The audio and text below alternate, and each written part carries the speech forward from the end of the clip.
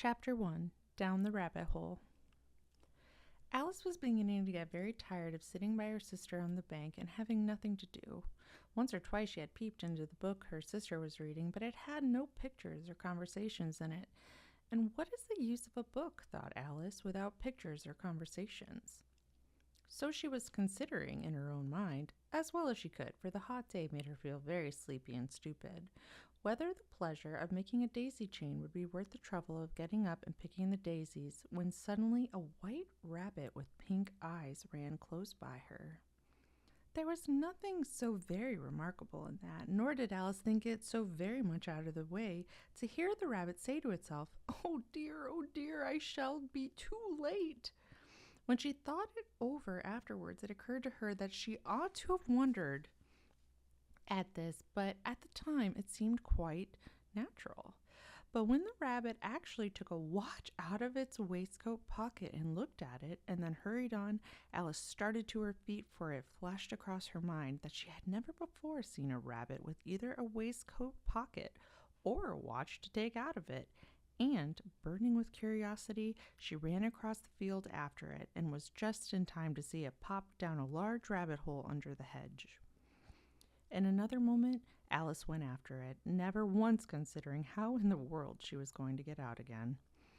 The rabbit hole went straight on like a tunnel for some way, and then dipped suddenly down, so suddenly that Alice had not a moment to think about stopping herself before she found herself falling down what seemed to be a very deep well. Either the well was very deep or she fell very slowly, for she had plenty of time as she went down to look about her and to wonder what was going to happen next. First, she tried to look down and make out what she was coming to, but it was too dark to see anything. Then she looked at the sides of the well and noticed that they were filled with cupboards and bookshelves. Here and there she saw maps and pictures upon the pegs. She took a jar down from one of the shelves as she passed. It was labeled orange marmalade, but to her great disappointment, it was empty. She did not like to drop the jar for fear of killing somebody underneath, so managed to put it on one of the cupboards as she fell past it. Well, thought Alice to herself, after such a fall as this, I shall think nothing of tumbling downstairs. How brave they'll all think me at home. Why, I wouldn't say anything about it even if I fell off the top of the house, which is very likely true. Down, down, down. Would the fall never come to an end? I wonder how many miles I've fallen this time, she said aloud. I must be getting somewhere near the center of the earth. Let me see. That would be 4,000 miles down, I think. For, you see, Alice had learned several things of this sort in her lessons in the schoolroom, and though this was not a very good opportunity for showing off her knowledge, as there was no one to listen to her, still, it was good practice to say it over. Yes, that's about the right distance, but then I wonder what latitude or longitude I've got to. Alice had not the slightest idea what latitude was, or longitude either, but she thought they were nice grand words to say.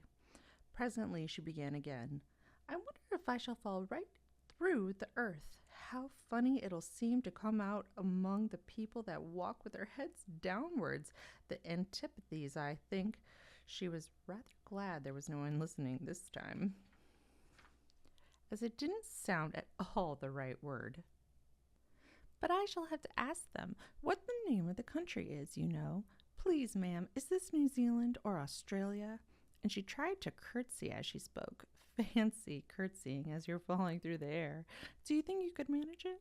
And what an ignorant little girl she'll think me for asking. No, it'll never do to ask. Perhaps I shall see it written up somewhere. Down, down, down. There was nothing else to do, so Alice began talking again. Dinah'll miss me very much tonight, I should think. Dinah was the cat. I hope they'll remember her saucer of milk at tea time. Dinah, my dear, I wish you were down here with me. There are no mice in the air, I'm afraid, but you might catch a bat, and that's a very like a mouse, you know. But do cats eat bats, I wonder? And here Alice began to get rather sleepy, and went on saying to herself in a dreamy sort of way, do cats eat bats? Do cats eat bats? And sometimes, do bats eat cats? For you see, she couldn't answer either question. It didn't matter much which way she put it. She felt that she was dozing off and had just begun to dream that she was walking hand in hand with Dinah and was saying to her very earnestly, "Now, Dinah, tell me the truth. Did you ever eat a bat?" When suddenly, thump, thump, down she came upon a heap of sticks and dry leaves, and the fall was over. Alice was not a bit hurt, and she jumped up to her feet in a moment. She looked up, but it was all dark overhead. Before her was another passage, and the white rabbit was still in sight, hurrying down it. There was not a moment to be lost.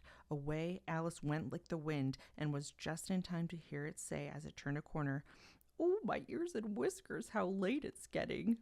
She was close behind it when she turned the corner, but the rabbit was no longer to be seen.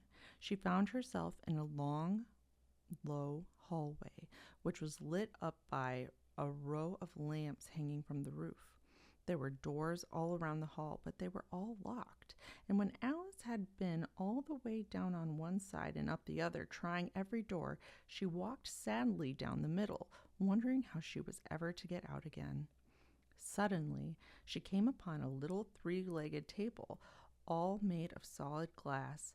There was nothing on it but a tiny golden key, and Alice's first idea was that this might belong to one of the doors of the hall, but alas, either the locks were too large or the key was too small, but at any rate, it would not open any of them.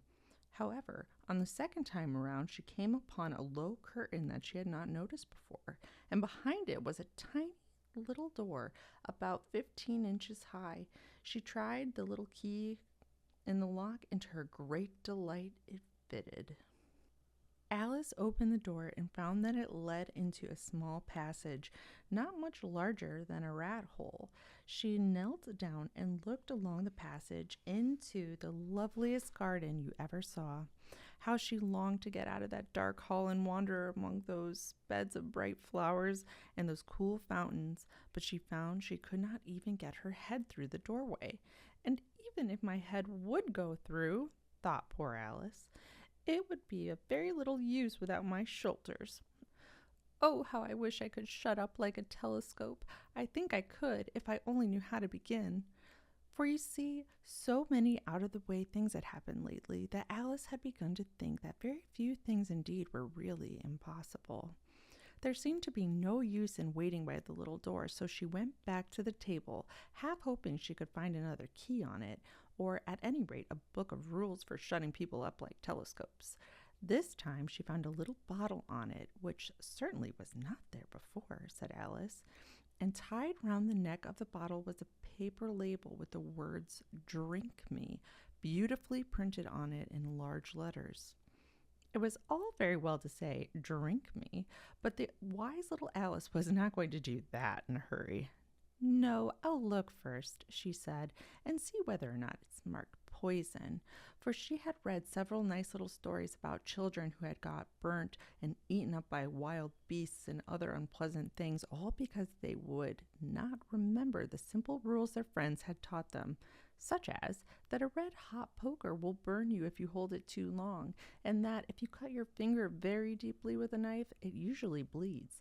And she had never forgotten that if you drink much from a bottle marked poison, it is almost certain to disagree with you sooner or later.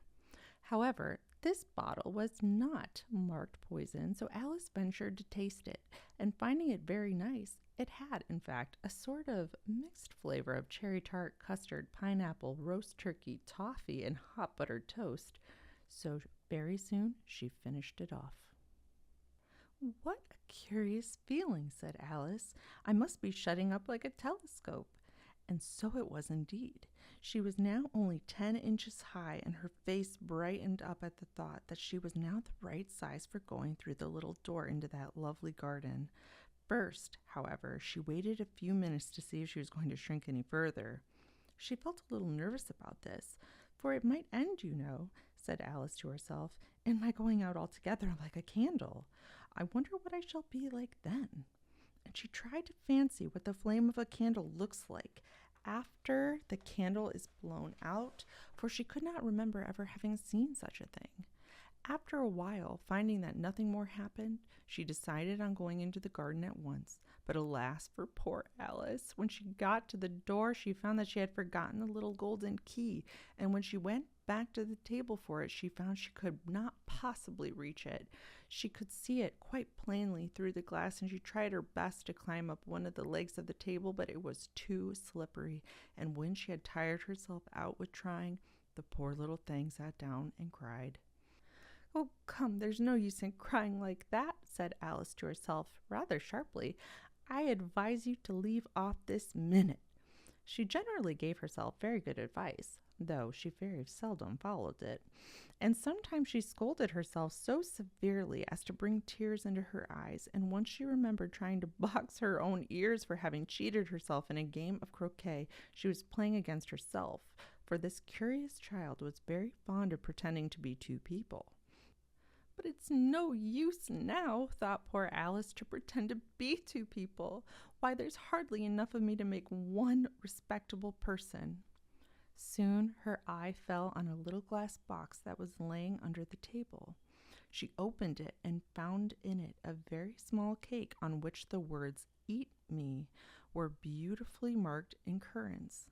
"Well, I'll eat it," said Alice, "and if it makes me grow larger, I can reach the key, and if it makes me grow smaller, I can creep under the door. So either way, I'll get into the garden, and I don't care what happens." She ate a little bit and said anxiously to herself, "Which way? Which way?" holding her hand on the top of her head to feel which way it was growing, and she was quite surprised to find that she remained the same size. To be sure, this is what generally happens when one eats cake, but Alice had got so much into the way of expecting nothing but out of the way things to happen that it seemed quite dull and stupid for life to go on in the common way. So she set to work and very soon finished off the cake.